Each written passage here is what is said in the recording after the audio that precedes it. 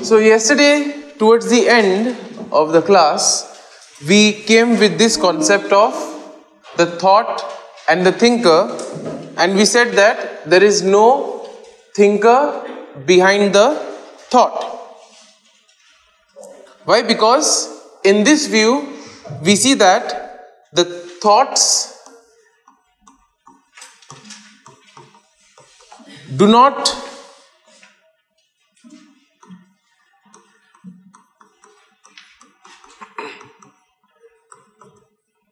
originate from a permanent, unchanging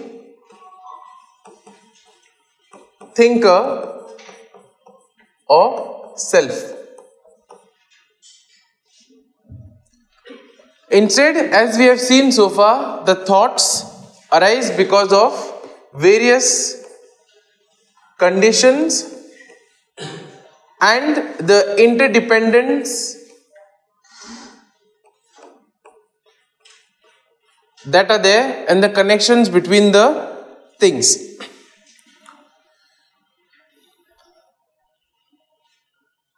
And towards the end we said that if we were supposed to remove the thought, if we are to remove the thought, then there is no thinker that is left.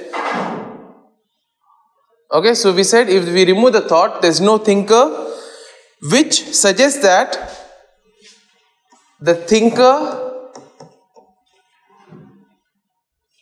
is not an independent entity. So as we said yesterday, as long as you are in the process of thinking, there is a thinker.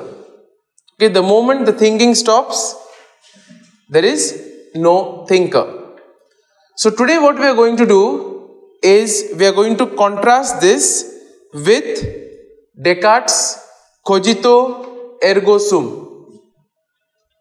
Okay, so as we said, what does cogito ergo sum refer to? So I think, therefore I am. So in simple words, if we are to look at it, we can say that this act of thinking is in a way indicating the existence of a separate entity. Okay, so let's try to understand this with an example.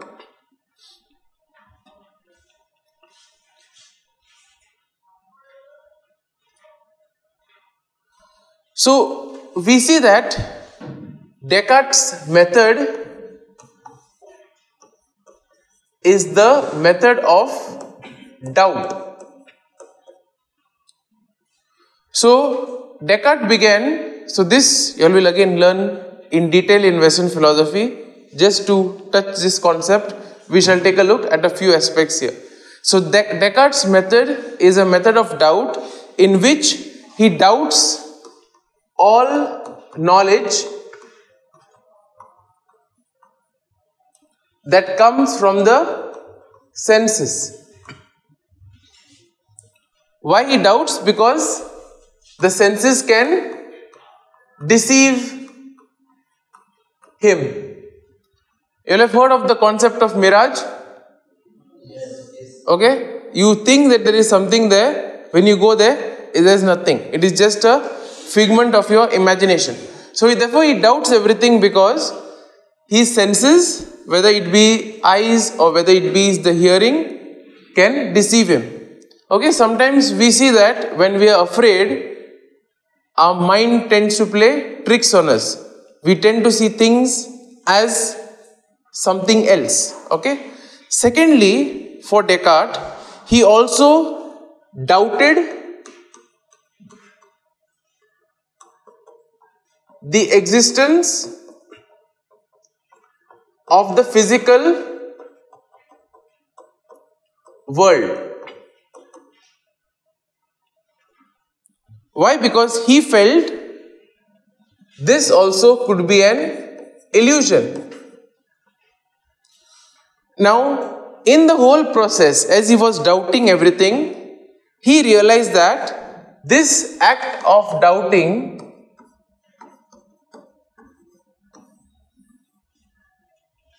required a thinker. So to do a particular act, there should be somebody to do it. Okay, to play, there should be a player. Therefore, to think, there should be a thinker. And for him, therefore, he says that he comes to his conclusion, the act of thinking, whether it is doubting, whether it is affirming or denying, confirms the existence of the self. That means there is somebody who is independent who is doing it. That is the reason why we see that this contrasts with the Buddhist concept that there is no thinker. So in this way he says that the very act of thinking is evidence that he exists. Therefore the concept, I think, therefore I am. Let's take a scenario. For example, imagine that you are dreaming. So in the dream, you may doubt whether what you are experiencing is real. You may meet many people there. You may question that also, whether the people you meet or the places that you visit in your dream are real or no. So besides questioning everything, whatever is happening in the dream, you may question. But one thing you cannot doubt is that you are experiencing the dream.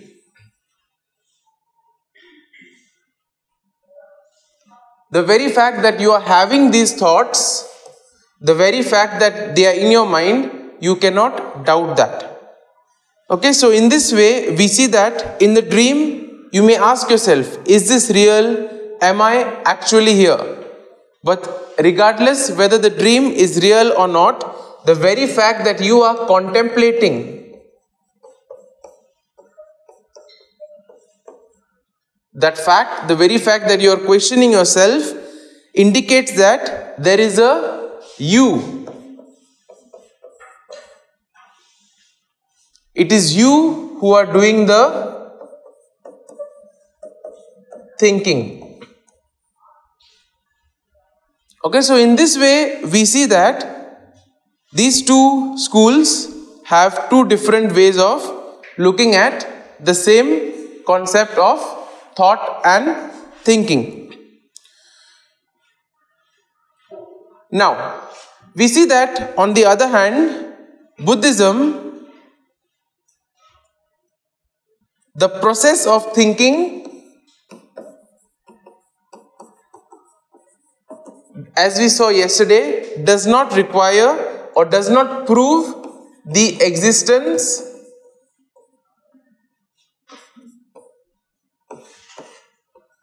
of a separate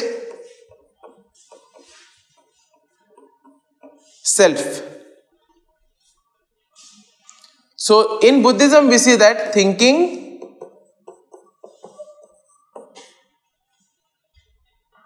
is just another component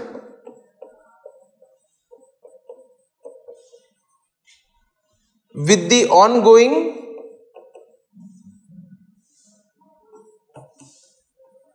flow of experiences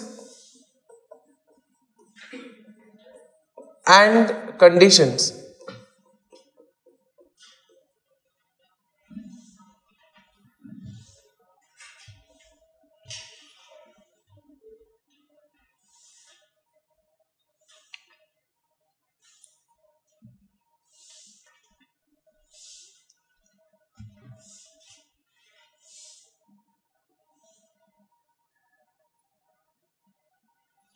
So the Buddhist view will hold that what we consider the self is merely a set of changing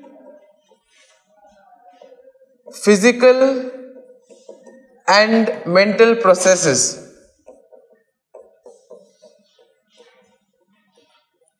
As the whole focus is on impermanence, we see that even the self is made up of certain physical and mental processes. And therefore, the thoughts that we have do not prove ourself, rather it is just part of the ongoing flow of experiences and conditions. So this is the contrast that we have. And similarly, we see as we move along, there will be a lot of contrast with what other thinkers have also said. And this is part of philosophy. Okay, all need not agree because each one have a different line of thinking, a different line of thought.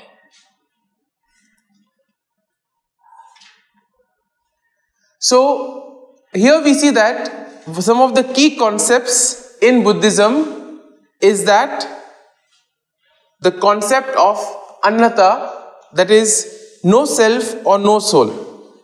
So this basically denies existence, as we have seen,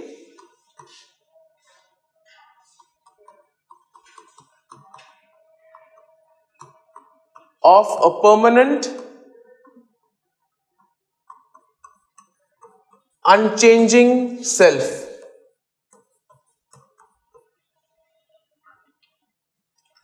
Therefore, in this, all phenomena, whatever is happening, is independent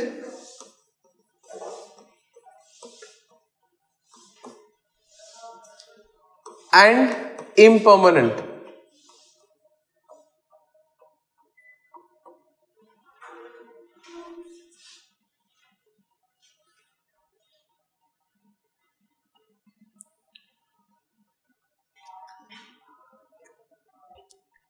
Now, we may ask the question, right? If there is no self, okay, if there is no soul, how can we talk about rebirth? First and foremost, is there the concept of rebirth in Buddhism?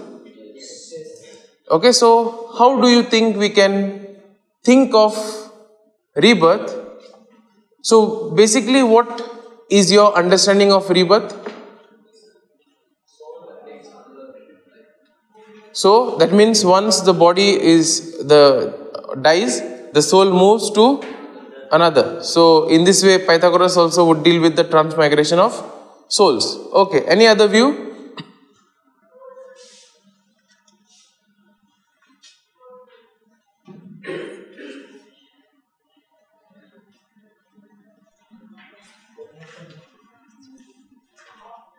So, as you all have said, our general understanding of rebirth is that the soul that is there, after the death of the person, it enters some other person or some other animal, as we have seen, depending on the karma. Now, Pythagoras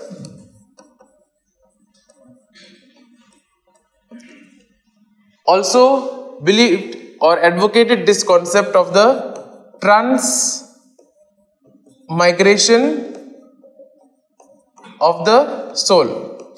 So apparently what happened is, one day he was going for a walk somewhere and he recognized his friend's voice, his friend who had recently died, in the barking of a dog. Okay, so and with that he says that the soul can take any form, similar to what we say here. His friend died, so he was going for a walk somewhere. His friend had died many days, many months back. Okay, he heard or he recognized his friend's voice in the barking of the dog. Okay, maybe in the tone or the pitch or something like that. And in that way, he comes up with this. And therefore, we see that he becomes a proponent for this transmigration of souls, and therefore the Pythagorean brotherhood, when you will study about it, you will also see that how they then advocate vegetarianism, okay, rather than this. Okay, so coming back to our concept over here. So in Buddhism, we see that they do accept this concept of rebirth, but they explain it without saying that there is a permanent soul.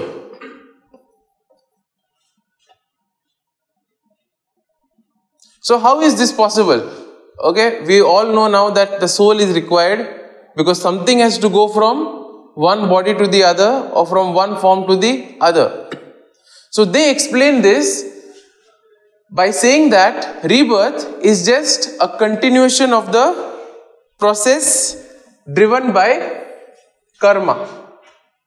Okay, so karma also in a way in Indian thought is linked to rebirth. Why? Based on your karma, you are either reincarnated, reborn as a person, or if your karma is bad, as some animal, etc. So here we say that, but we see that this continuation is nothing to do with the soul. Here they speak about the stream of consciousness. In the sense, it is basically a series of momentary conscious events. Each one comes and goes,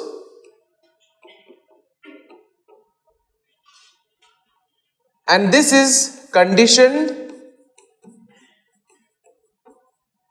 by the previous ones.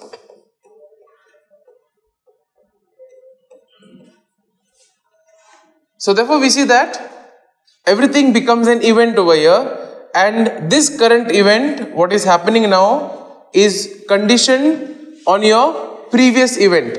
So this is where the karma comes in. Yeah.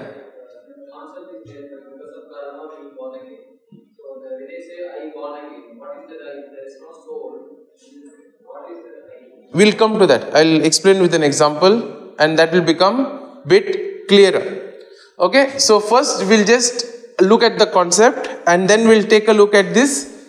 We'll take a look at each of these terms. What do we mean by momentary consciousness, and what do we mean by this continuation across lives? Okay, so first and foremost, we must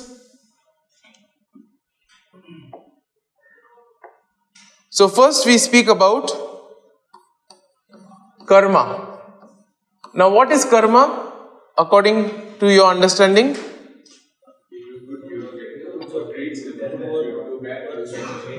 Okay, so in a way it is, can we say, consequence? So consequence of deeds, actions.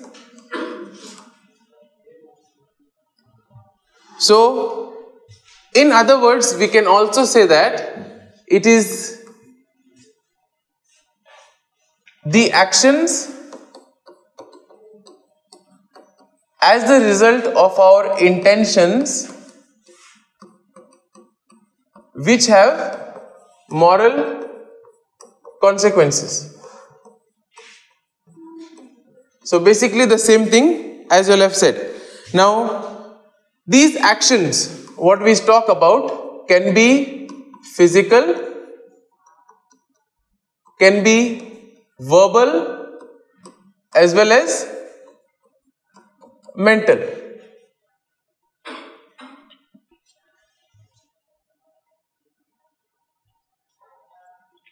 So what we already know is Based on this, the whole concept of rebirth is based. That means good actions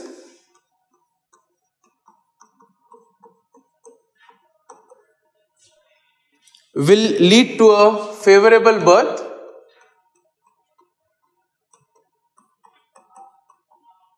and bad actions or bad thoughts, bad words, etc.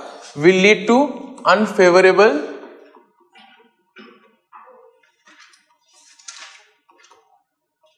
birth. So till here, is everybody on the same page? Wait. Okay. Hold your questions.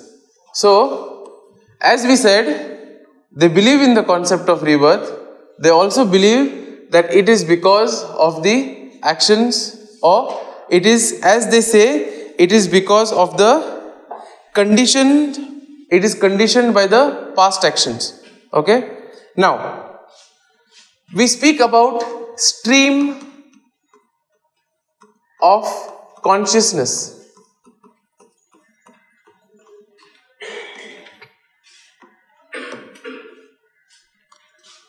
So, instead of believing in this permanent self,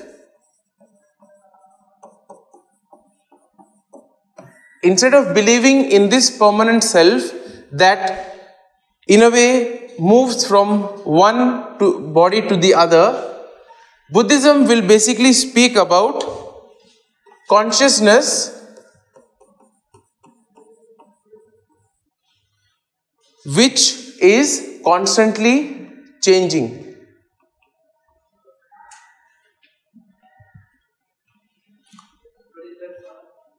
Which one? The favorable means good. Okay, so in this way we see that they believe that it's the consciousness is changing. And what is this stream? Okay, what is this stream about? So this stream is a series of events, as we have seen, influenced by the previous events. And what happens at death? So at the moment of death, we see that this stream of consciousness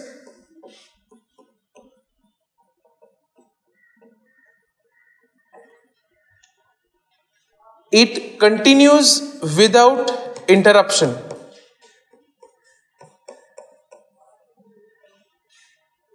Leading to a new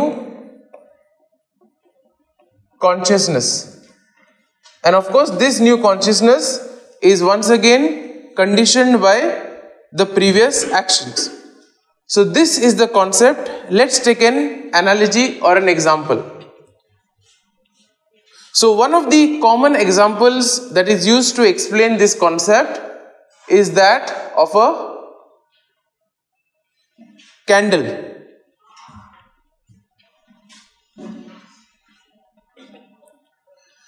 Now,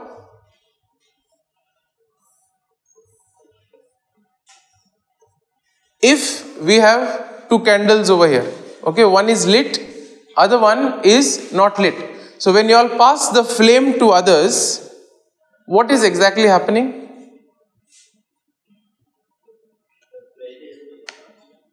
Yeah, flame is being passed. Just think, what is actually happening? Just take some time and try to think. What is getting passed? What is remaining the same? What is is there something different? Just think for some time.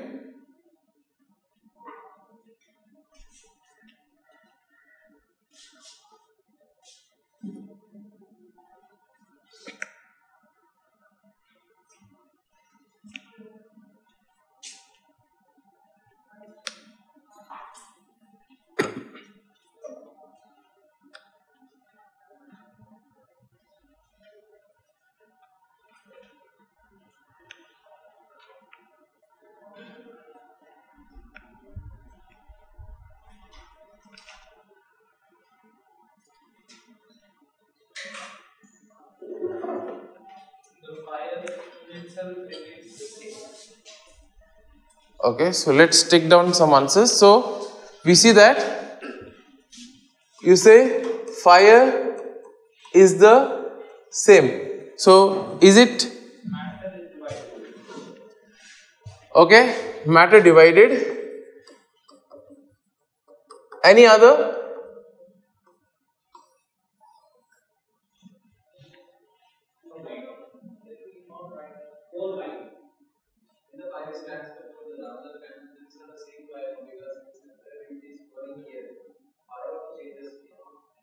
So you say fire changes.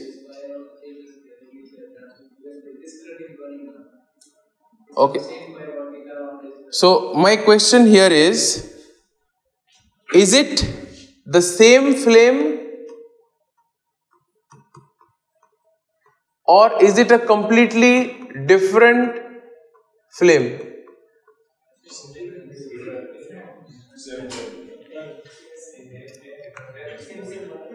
Well, in this concept what they say is, it is neither the same nor is it completely different. Okay? That means there is some continuity, some overlap that is there between the two. This is not a new flame. Why? Because it is coming from here. Similarly, it is not entirely different also because of the same. Let's take one more example. When you go to the seashore, okay, you see the waves, right? So each wave, is it different or is it the same? Is it the same water coming back or is it? Just think about it. Is it the same water coming to you back or is it a different? Now you all studied about Parmenides, right? What does he say?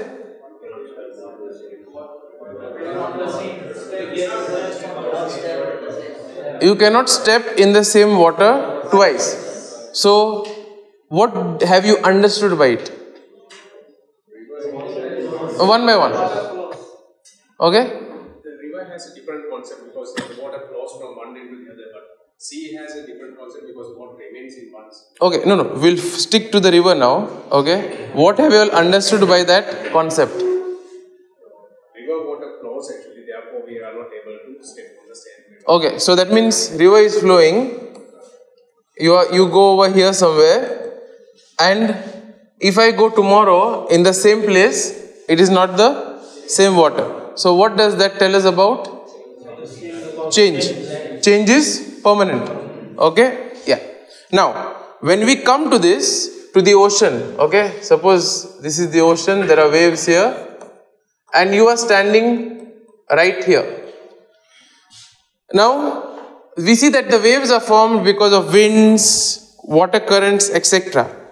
Now, we see that the wave that is formed is not entirely new. Okay, it is also in a way a continuation of the energy. So one wave comes, it goes, as it is going back, it is picked up by something else and then again it comes up. So in this way, it is neither something new or neither it is the same one. This is how we can understand this concept of rebirth in Buddhism. Okay, so just give it a thought. This is how it is. So you have these two analogies to which you can explain it. So in this way, it is this consciousness which in a way gets kind of an overlapped into the next. Is that the reason we say that the people are born with some memories about their past? Is that the case? We could see, Plato would definitely, Socratic method would definitely subscribe to that, right? Because you already have something in your mind, you only have to you have to kind of remove the dust, it is already there. Okay? So that is the Socratic method of questioning, etc. So we could basically think of it in that line. So now having said this, we shall quickly go through the second, third and fourth noble truth, because what we shall do is, today let's try to finish this. So on Monday we can then look at the 12 elements of the dependent origination. We look at the concept of God in Buddhism, and then we have the 2 schools. With that we can finish Buddhism. So, this second noble truth, we have already seen this in the passing, right? Can anyone tell why does the suffering originate? Desire. We used a particular word, right? Last time when we dealt with this whole concept, there was a particular craving, okay? When we tried to see whether this desire and the desire of the Buddha was same, there was a particular term that we used, right? Beginning with T. Anybody gets it? Tanha. Okay? So here so this tanha, as we said, refers to the thirst or the craving, as I have said.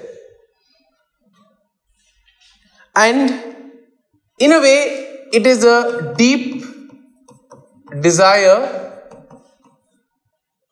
which drives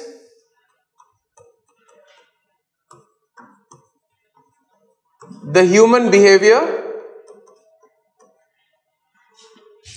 and this driving in a way leads to suffering and dissatisfaction.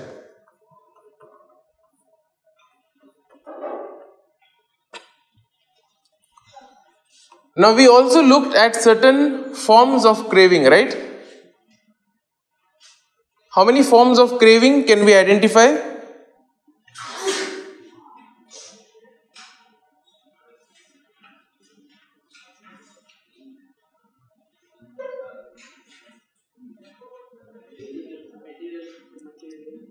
Okay, how many forms first and foremost?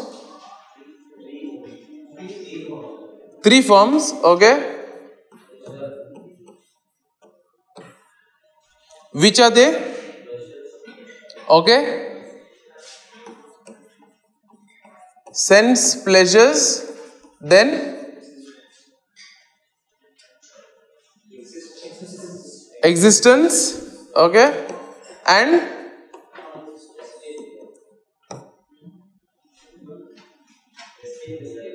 escapism, or we can say non-existence.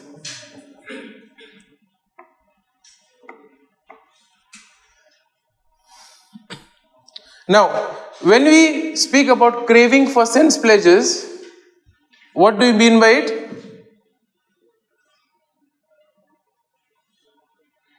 Craving for sense pleasures.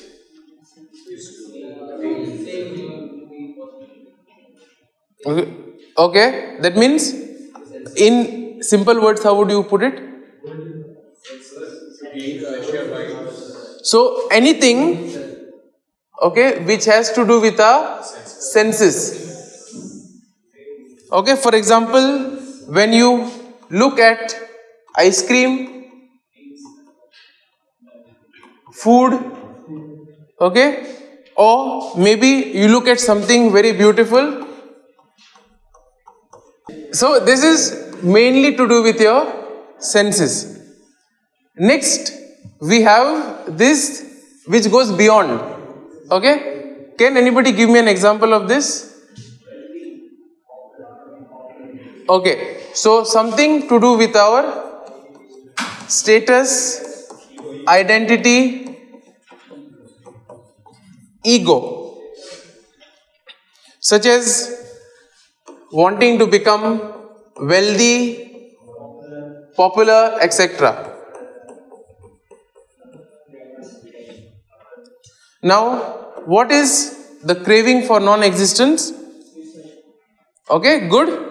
As we said last time, suicide would come under this. Why? Because this is the desire for self-destruction. And why do you want to destruct yourself? To escape from the painful situation.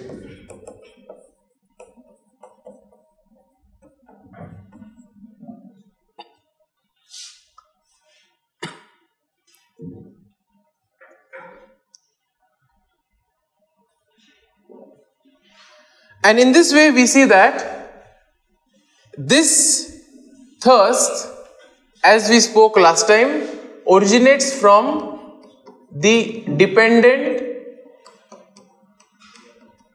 origination.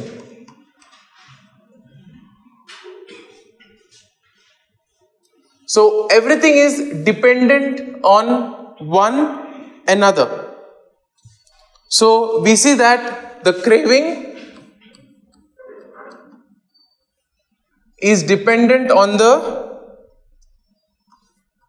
sensation, and the sensation arises from the contact. So for example, you take an ice cream and you taste it. There is the contact with your taste buds and the ice cream. That contact gives you the sensation of the flavor.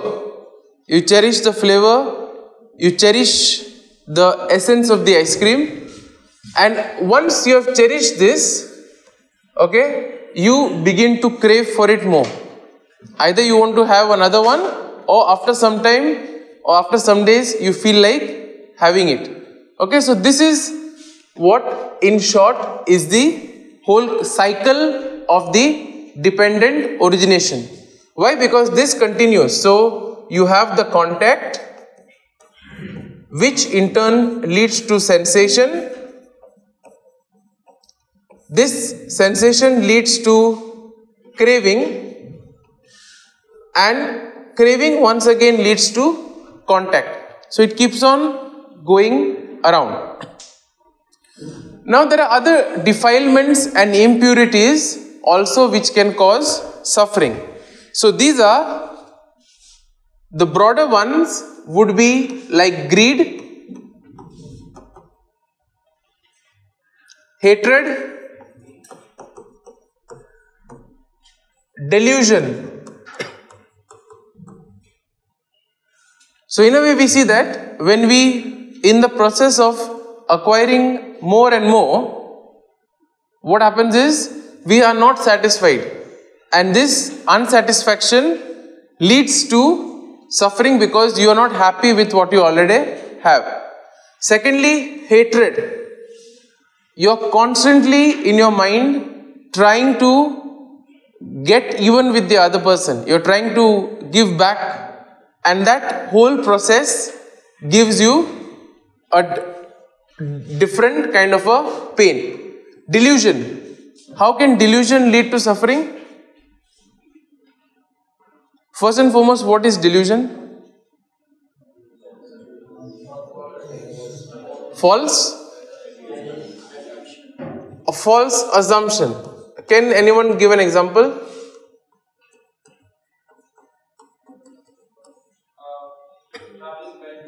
Okay.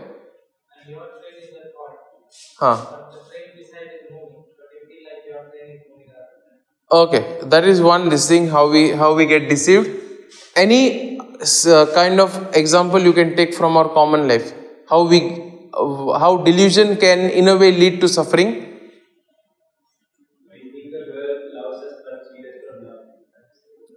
Okay, in a way that could be again false assumption. Yes. Any other? We expect something to happen, but it doesn't happen the way we want. Yes. Also, we can say that when one person thinks that, suppose a person thinks that he is a very good singer, okay, where in fact he may not have all the necessary skills of thinking. So he, in his mind, he feels he's a great thinker. So he says, I don't need to practice. I will directly go on the stage and sing. What happens?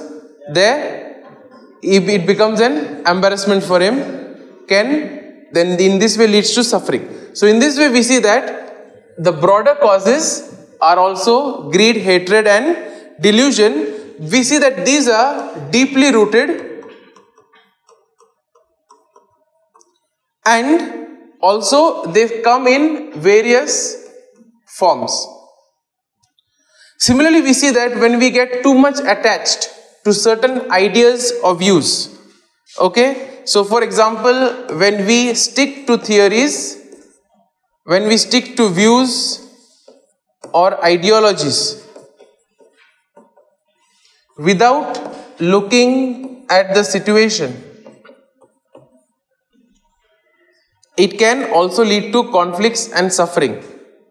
For example, suppose you say, okay, you are sick and you say that I will not take any medicine. Okay, I will just read the scripture, I will be alright. What is your thinking on this? What is your thought on this? What will happen to the person?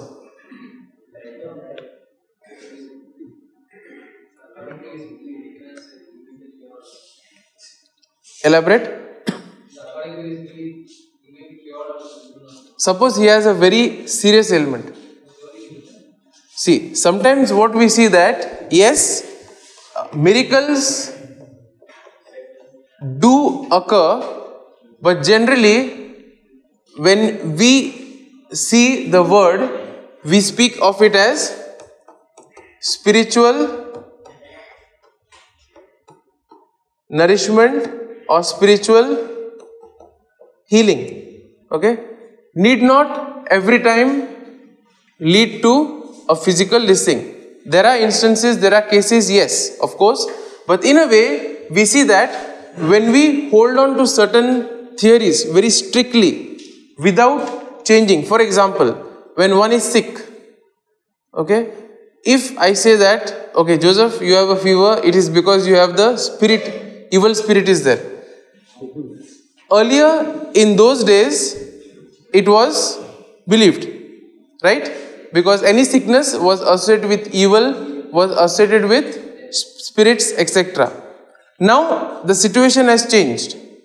Okay, now we know that there are virus, there is bacteria which can cause mutations and can cause illness within us.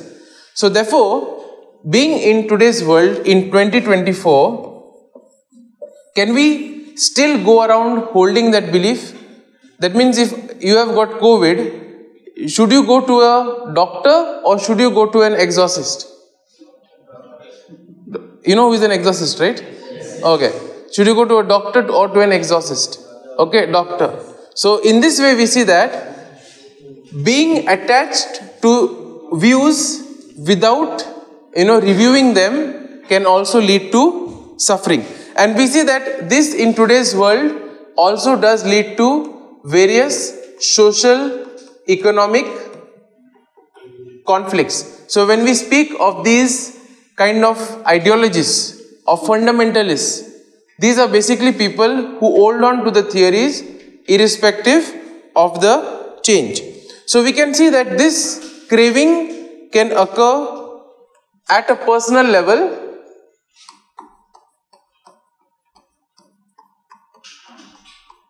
when you crave or you desire for a good job, a good income, etc. Or it can also be at a socio-political level, where you have a nation's desire for resources, for power, can lead to war, exploitation, etc. Okay, so we'll stop with this, and next time onwards we will begin with those 12 elements.